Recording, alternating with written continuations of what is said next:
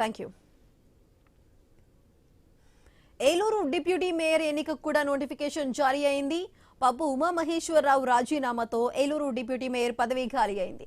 ఈ నెల 26న deputy mayor ఎన్నిక జరగబోతుంది. డిప్యూటీ మేయర్ అభ్యర్థిగా కర్రీ శ్రీనివాస్ పేరును కూటమి నేతలు ఖరారు చేశారు. జూన్ నెలాఖరికి పాలకవర్గం పదవీకాలం ముగియబోతుంది. అయితే ఏలూరులో జరగబోతున్న ఈ డిప్యూటీ మేయర్ ఎన్నికకి సంబంధించిన మరింత సమాచారం మా ప్రతినిధి భార్గవ్ అందిస్తారు.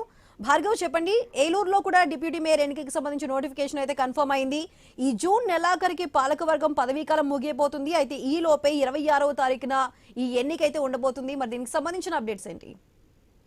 సుధాటు ఏలూరు నగరానికి సంబంధించి మేయర్, డిప్యూటీ మేయర్లు అటు పెద్ద ఎత్తున కూడా ప్రజల్లో చర్చకు తెరలేపిన పరిస్థితి ఉంది.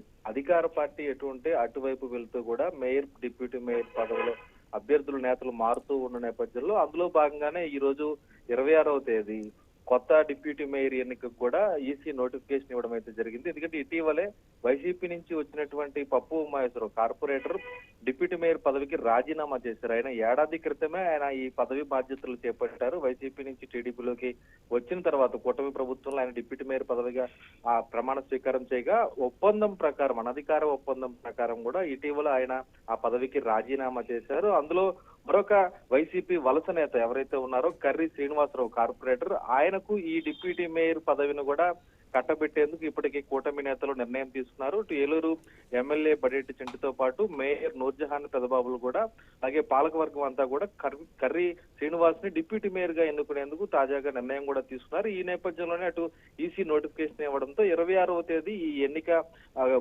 సూచనప్రాయంగా కూడా జరగబోతుందని కూడా చెప్పుకోవచ్చు. ఒకవేళ 26వ తేదీ నిర్వహించేటువంటి పరిస్థితులు ఉండకపోతే 27వ తేదీ నిర్వహించుకోవాలనేది కూడా ఈసీ అభిప్రాయం వ్యక్తం చేసింది, ఆదేశాలు ఇచ్చింది. అలాగే ఎవరైతే పాలకవర్గం ఉన్నారో 20వ తేదీ కల్లా కూడా వారందరికీ సమాచారం ఇచ్చి ఈ ఎన్నిక సజావుగా నిర్వహించాలని కూడా స్పష్టం చేయడం జరిగింది. అయితే మరొక 5 నెలల్లోనే ఈ పదవీ కాలం పాలకవర్గం అనేది పూర్తిగా కూడా ముగియబోతుంది. మరోసారి ఎన్నికలు జరగబోతున్న నేపథ్యంలో ఈ విధంగా పదవులు పంచుకోవడం పట్ల ప్రజల్లో తీవ్ర చర్చ అయితే కొనసాగుతుంది.